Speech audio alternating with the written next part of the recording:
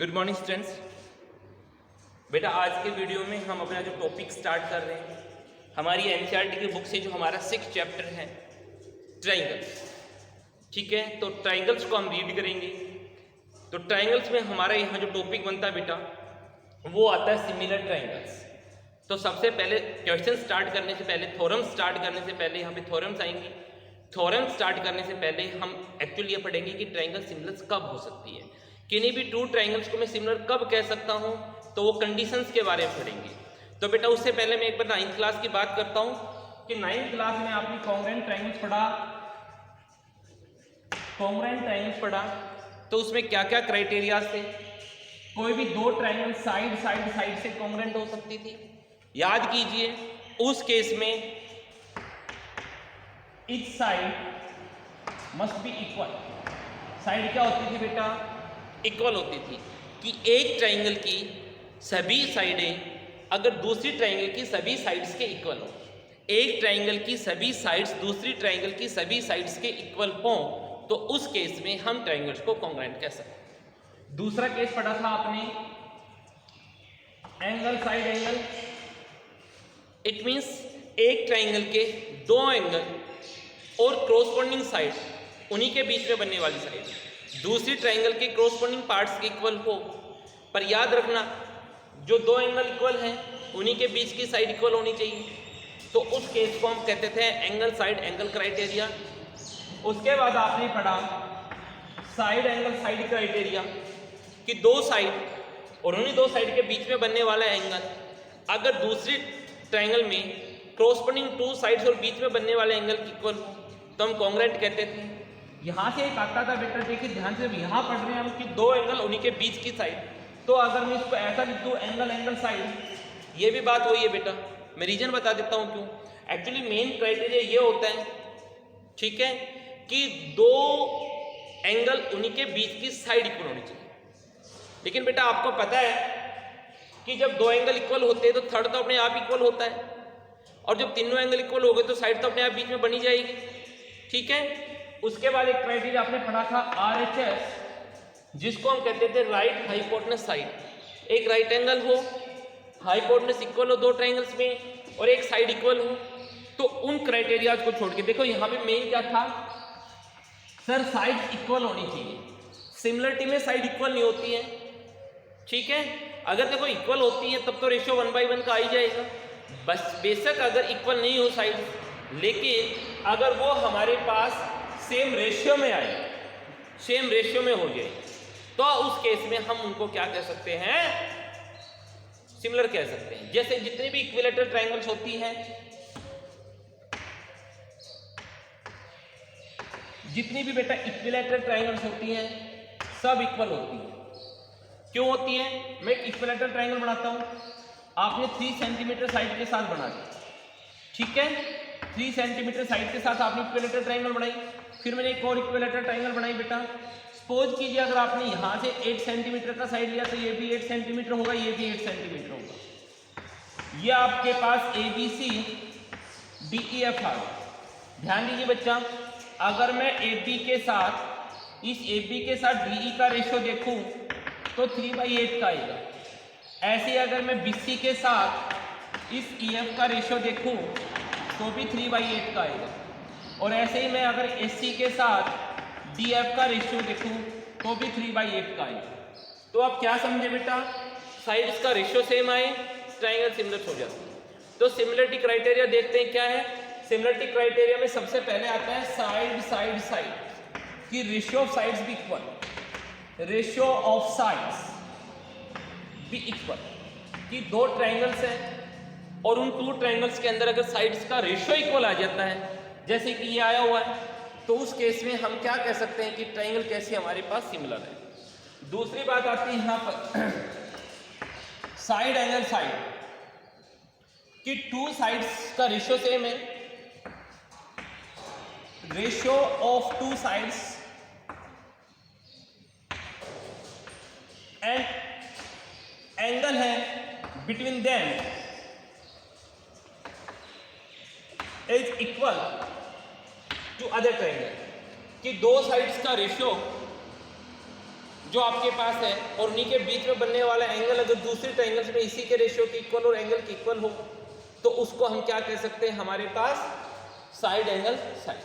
समझिए आप, कोई भी ट्रायंगल है आपके पास, मैं डायग्राम लेके फिर बताता हूं आपको।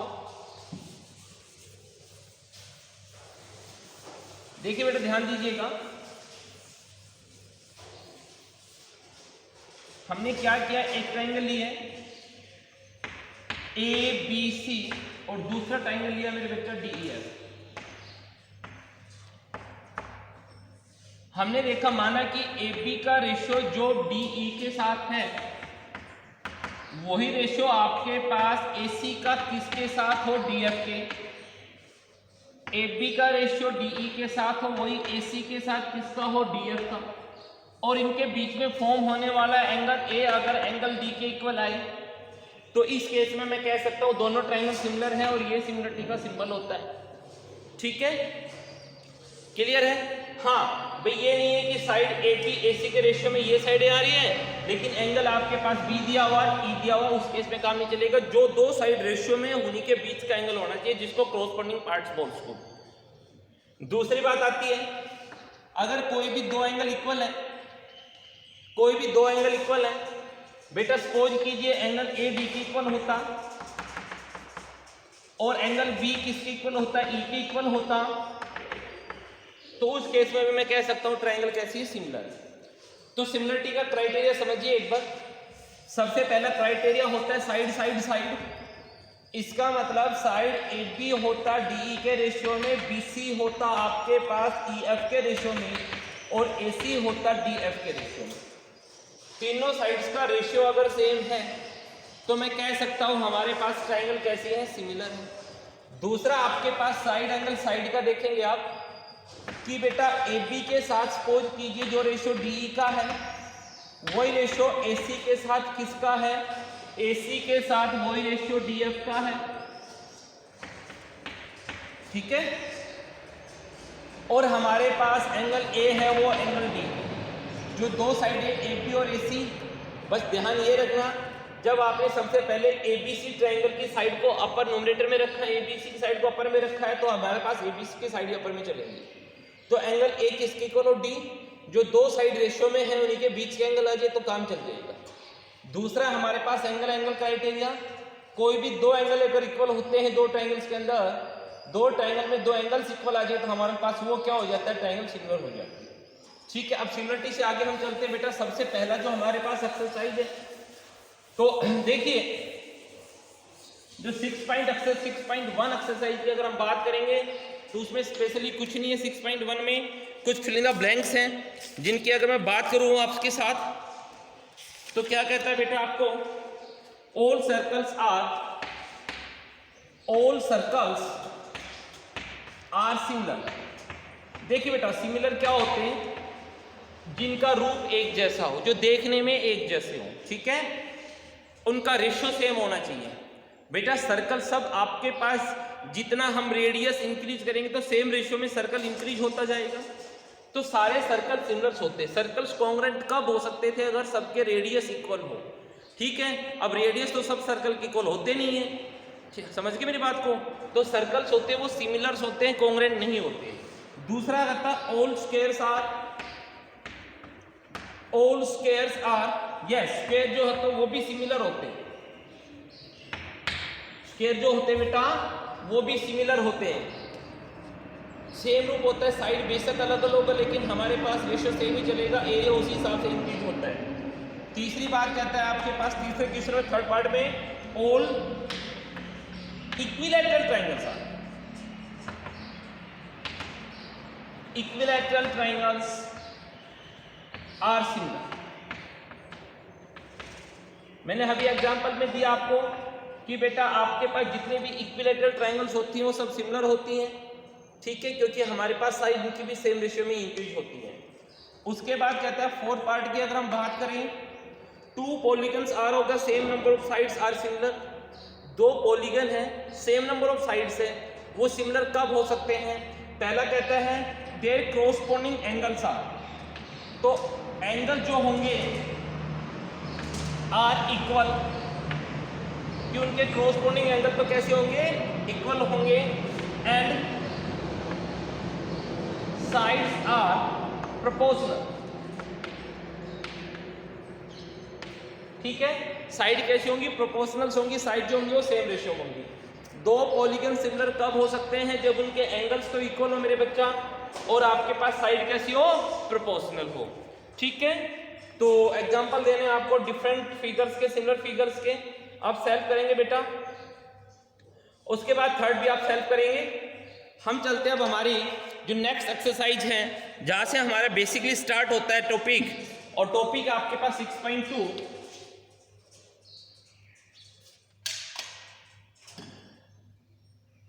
तो 6.2 में देखिए बेटा, हमारी जो सबसे पहली बेसिक थ्योरम है जिसको हम बोलते हैं थेल्स थ्योरम।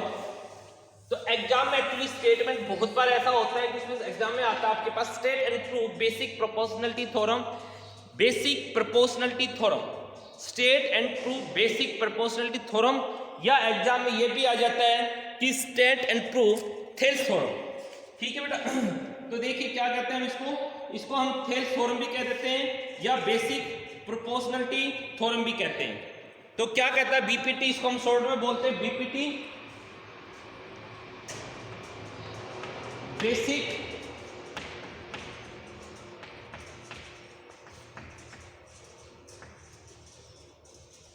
प्रोपोर्शनलिटी थ्योरम, जिसको शॉर्ट में बीपीटी बोल देते हैं बेटा, या हम बोल देते हैं इसको थेल्स थ्योरम, थेल्स थ्योरम। अब समझिए क्या है, मैं पहले इसकी स्टेटमेंट लिखता हूं। If a line is drawn parallel to one side of a triangle, if a line is drawn parallel to one side of a triangle to intersect other two sides,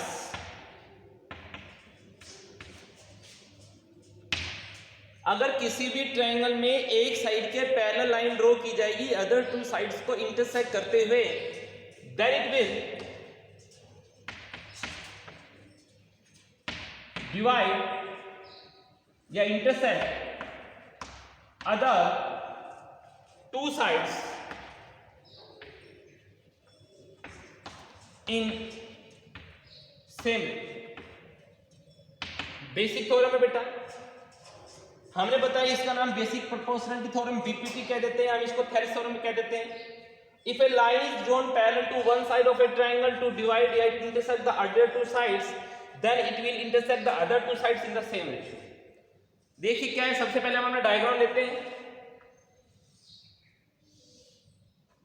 ये हमने डायग्राम लिया बेटा, ये कोई भी एक ट्रायंगल है ABC, और इस एबीसी में क्या हुआ, हमने इस बीसी के पैरेलल में एक लाइन ड्रॉ कर दी डीई, डीई। तो चलिए स्टार्ट करते बेटा, मैं स्टेटमेंट को यहां से रफ करता हूं और हम अपनी बीपीटी को कंटिन्यू करेंगे, क्योंकि थ्योरम से थोड़ी लेंथी होती है, तो मैं इसको रफ कर देता हूं ताकि आपके पास स्पेस बन जाए बोर्ड। तो सबसे पहले थ्योरम के लिए लिखा जाता है गिवन। गिवन में क्या है वो देखिए ध्यान से, in triangle ABC, ABC triangle के अंदर डीई पैरेलल है बीसी के, डीई पैरेलल है बीसी के। आगे बात करते हैं बेटा, उसके बाद होता है टू प्रूव, जो हमें प्रूव करना होता है। हमें क्या प्रूव करना है बेटा, जो डीई लाइन गई, इस डी ने क्या किया, देखिए ध्यान से, डीई इस बीसी के तो पैरेलल है, फिर डी ने क्या किया, डी ने एबी को और एसी को इंटरसेक्ट किया, एबी को इंटरसेक्ट किया डी पॉइंट पर और एसी को इंटरसेक्ट किया ई पॉइंट पर। तो कहता है ये एबी और एसी को सेम रेशियो में इंटरसेक्ट करेगा। स्टेटमेंट को वापस रिवाइंड कीजिए, अगर मैं रिमाइंड करता हूं वापस, उसको रिमाइंड करता हूं आपके लिए कि a line is drawn parallel to one side, intersect the other two sides in the same ratio, other two sides को सेम रेशियो में इंटरसेक्ट करेगी, कट करेगी। इसका मतलब मैं क्या चाहता हूं, मैं चाहता हूं एडी के साथ जो रेशियो बीडी का आएगा AD के साथ जो रेशियो BD का आएगा वही रेशियो भाई मेरे पास क्या आएगा बेटा, AE का EC के साथ आएगा। वही रेशियो AE का EC के साथ आएगा। AD के साथ जो DB का रेशियो है वही रेशियो AE का EC के साथ आएगा। हमारे BPT का रिजल्ट ये होता है मेन। उसके बाद इस रिजल्ट को यूज करते हुए 2 रिजल्ट्स में और बनाऊंगा, बाद में बात करेंगे। सबसे पहले इसको प्रूव करते हैं। तो मैंने बताया थ्योरम में सबसे पहले लिखते हैं गिवन, देन लिखते हैं टू प्रूफ। हम प्रूफ लिखते हैं बेटा, तो जरा ध्यान से देखिए हमें क्या चाहिए। तो एक प्रूफ लिखने से पहले मैं आपको एक बात बता देता हूँ, जितनी भी बेसिक थ्योरम्स होती हैं, सभी बेसिक थ्योरम्स में जनरली क्या होता है बेटा, कंस्ट्रक्शन की जाती है। बेसिक थ्योरम्स में कंस्ट्रक्शन की जाती है। तो चलिए मैं साथ साथ कंस्ट्रक्शन भी कर देता हूं। कंस्ट्रक्शन जो अपनी तरफ से करूंगा, मैंने क्या किया, डी से परपेंडिकुलर ड्रॉ कर दिया, पॉइंट डी से परपेंडिकुलर ड्रॉ कर दिया, ये आ गया एम। तो क्या किया मैंने, ड्रॉ किया D M perpendicular to AE कह दीजिए, AC कह दीजिए, कोई फर्क नहीं पड़ता, एक ही बात है, AC कह, ठीक है। चलिए आगे बात करते हैं। ऐसे बेटा E पॉइंट से भी मैंने परपेंडिकुलर ड्रॉ कर दिया और ये परपेंडिकुलर हो गया, इसका नाम हो गया एन। ये मैंने परपेंडिकुलर के सिंबल लगा दिए। एंड EN परपेंडिकुलर हो गया किस पर बेटा, AP पर। हमें 2 परपेंडिकुलर ड्रॉ किए, D से M परपेंडिकुलर किया और E से N परपेंडिकुलर किया। उसके बाद छोटे मोटे कंस्ट्रक्शन होते हैं, जैसे D को C से ज्वाइन किया। अगर आप लिखना चाहिए तो लिख सकते हैं, अदरवाइज कोई बात नहीं इसके लिए। तो चलिए अब मैं अपना स्टार्ट करता हूं बेटा इसका सॉल्यूशन, इसका प्रूफ। तो अब इसका प्रूफ देखिए बेटा ध्यान से, हमें क्या चाहिए। एक्चुअली देखिए थ्योरम जो होती है उनको करने के लिए एक तो गिवन जो होता है वो संजीवनी का काम करेगा। गिवन जो होता है उसको माइंड में रखना हमेशा, कि जो गिवन है हमें उसका यूज करना है, हमें देखना उसमें क्या गिवन है, हम उसका क्या यूज कर सकते हैं। और दूसरा, उसका यूज करते हुए हमें कहाँ पे पहुंचना है। जो आपके पास गिवन होता है उसका यूज करते हुए हमें जो फाइंड करना है उसके पास जाना है। यहां पर हमारे पास DE पैरेलल थी, चलो पैरेलल की बात करेंगे। सबसे पहले अब हमारे पास प्रूव क्या करना है वो देखते हैं। AD और BD चाहिए, AD अपॉन BD चाहिए। तो AD पे ये एक ट्राइंगल है जिसमें आपको AD पार्ट दिखाई दिया होगा। एक ट्राइंगल है ADE। अगर मैं इसका एरिया फाइंड आउट करता हूं तो AD उसका बेस हो जाएगा। तो आप लिखते हैं, ध्यान दीजिए, एरिया ऑफ ट्राइंगल ADE, ठीक है। क्या आएगा मेरे बच्चा, half into base into height. और ADE में अगर मैं बेस की बात करूं तो हो गया 80 इंटू हाइट की बात करता हूं। अगर बेस 80 है तो इसका वर्टेक्स, टॉप वर्टेक्स हो गया इसका E, और E से जो परपेंडिकुलर आ गया, हाइट आ गया, बेस पर हाइट कहां से आ रही है, E से, और जो हाइट है वो है EN, तो हाइट हो गया EN। अब AD के डिवाइड में कौन चाहिए हमें, BD। अब BD बेस कब बन सकता है, ध्यान दीजिएगा, BD बेस बन सकता है ट्राइंगल BDE के अंदर भी। ध्यान दीजिए, ट्राइंगल BDE के अंदर भी बन सकता है और BDC के अंदर भी बन सकता है, BDC के अंदर भी बन सकता है, ठीक है। बट हमें कौन सी ट्राइंगल लेनी है भाई, BD तो आपके पास 2 ट्राइंगल्स में आ रहा है, दोनों का मैंने नाम लिख दिया। हमें कौन सी ट्राइंगल लेनी है बेटा, BD। अब देखो BDE में तो परपेंडिकुलर जा रहा है इसे, राइट, लेकिन अगर मैं BDC लेता हूं तो मेरे पास हाइट नहीं पता होता, C से कोई परपेंडिकुलर नहीं है, तो हमें BDC नहीं लेनी, कौन सी लेनी, BD। तो यहां लिखेंगे डिवाइड बाई, क्योंकि AD के डिवाइड में BD चाहिए ना, area of triangle BDE, area of triangle BED। क्या आ गया भाई आपके पास, BDE का एरिया आ गया, वही आ गया 1/2। देखिए ध्यान से, BDE में बेस देखूंगा BD इनटू हाइट देखा BDE में, तो वर्टेक्स तो E है और E से हाइट कौन गई बेटा, EN ही गई। हाइट कौन गई, EN। अब आप ये मत कहना सर कि BD से बाहर से लेके जा सकता है। अगर ये ट्राइंगल देखिए, ट्राइंगल 1, अगर मैं इसकी हाइट पूछूं तो हाइट तो बेस से बाहर जाएगी ना, बेस को एक्सटेंड करने के बाद हाइट जाती है, तो सेम प्रोसीजर वहां पे बन रहा है। हमारे पास जब ट्राइंगल लिया हमने BDE, तो बेटा हाइट तो E से ही जा रही है। चलिए हाफ से हाफ कैंसिल, EN से EN कैंसिल, आपके पास क्या आ गया, AD अपॉन BD आ गया। क्लियर है, हमने इसको इक्वेशन 1 बना के छोड़ दिया। आगे बात करते हैं, अब हमें क्या चाहिए, दूसरी तरफ देखा ए ई चाहिए। अब ए ई पे चलो सर, ए से ई देखो, अरे ये मिला ए, कौन से ट्रायंगल है, वही ए ई डी कह दो या ए डी ई कह दो, बात एक ही है, ट्रायंगल सेम होगी। तो area of triangle A E D क्या आ गया, 1/2 इंटू, ठीक है, एरिया 1/2 इंटू बेस, ए ई डी दिया है तो बेस क्या बन गया, ए ई, बेस क्या बन गया भाई मेरे, ए ई। अब हाइट देखते हैं बेटा, हाइट ये आपके पास बेस ए ई है, तो जरा इस बेस ए ई पर हाइट देखें, ए ई डी की बात कर रहा हूं, तो टॉप वर्टेक्स डी हो गया, तो डी से परपेंडिकुलर गया वो हाइट हो गया, परपेंडिकुलर गया डीएम, क्या हो गया, डीएम। हमें देखिए डिवाइड में क्या चाहिए, ए के साथ इसी चाहिए, ए आ गया, अब हमें इसी चाहिए, ई सी ढूंढो कहाँ है सर, ई सी ये रहा, तो ट्राइंगल बन गया आपके पास ई C D. E C B नहीं लेना क्योंकि बी से कोई परपेंडिकुलर नहीं है, हमें लेना है ई सी डी। तो area of triangle E C D, area of triangle E C D half into base बेटा इसी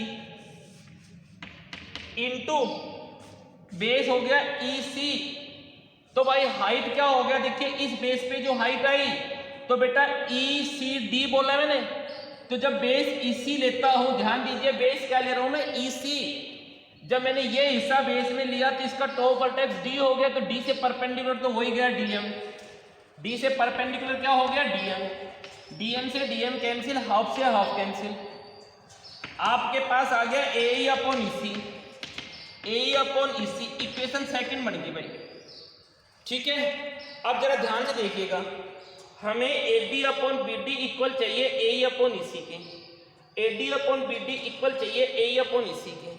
ये इक्वल कब आ सकते हैं बेटा, ये इक्वल आ सकते हैं अगर मेरे सामने ये साइड इक्वल हो जाए, अगर इनके लेफ्ट साइड इक्वल हो तो राइट साइड भी इक्वल होगी, तो अब लेफ्ट साइड की बात करता हूं मैं। लेफ्ट साइड में पढ़ेंगे numerator area of A D, यहां भी area of A E D, बेटा ए डी ई कह दो या ए ई डी, ट्राइंगल तो एक ही चीज, उसको यहां से पढ़ लो चाहे यहां से पढ़ लो, ठीक है, ए बी सी पढ़ो या ए सी बी पढ़ो, ट्राइंगल तो सेम है, एरिया इक्वल होगा, तो दोनों का न्यूमरेटर देखा, दोनों के एरिया इक्वल है, area of A D E, area of A E D. अब हम देखते हैं बेटा डिनोमिनेटर की, एरिया ऑफ बी डी, जरा डायग्राम पे आ जाओ, बी डी ई डिवाइड में आ गया ई सी डी, देखिए ध्यान से, बी डी ई, एक ट्राइंगल ये बनी और एक बन गया आपके पास ई सी डी, एक ये बना। सर दोनों के एरिया क्या इक्वल हो सकता है, सोचो अगर इन दोनों के एरिया इक्वल होता तो इनके लेफ्ट साइड इक्वल आ जाए, क्योंकि न्यूमरेटर के एरिया दोनों सेम ट्राइंगल है न्यूमरेटर में, तो डिनोमिनेटर का अगर एरिया इक्वल आ जाए, इन दोनों के एरिया इक्वल आ जाए तो बात बन जाए। तो बेटा मैंने बता दिया कौन कौन से ट्रायंगल बी डी ई और ई सी डी। अब ये इनका एरिया इक्वल आते हैं, आपके दिमाग में एक चीज आई होगी 9th क्लास के लिए कि इसने पैरेलल क्यों दिया, तो 9th क्लास में हमने क्या पढ़ा कि अगर सेम बेस पर एक ही बेस पर between two parallel triangle form करते हैं हम, तो उनका एरिया क्या होता है इक्वल, क्योंकि बेस तो सेम है, ट्रायंगल का एरिया क्या होता है 1/2 बेस इंटू हाइट, तो हाफ इंटू बेस, बेस आप कह रहे हो सेम है सर, और पैरेलल लाइंस के बीच की हाइट हमेशा इक्वल होती है, तो हाफ बेस भी सेम और हाइट भी सेम, तो ट्रायंगल का एरिया कैसे इक्वल हो जाएगा, इक्वल हो गया।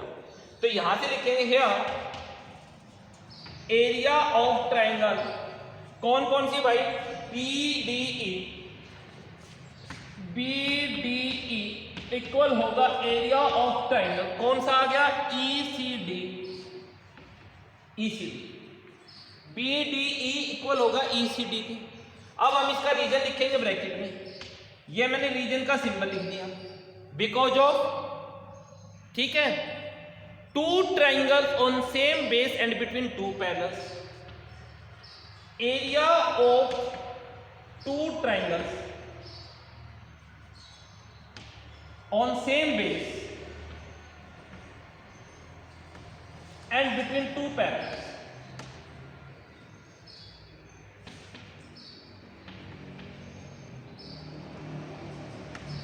Two triangles on the same base and between two parallels, एक ही बेस पे और दो पैरेलल लाइंस के बीच में दो ट्राइंगल होंगी तो उनका एरिया कैसा होगा, इक्वल होगा।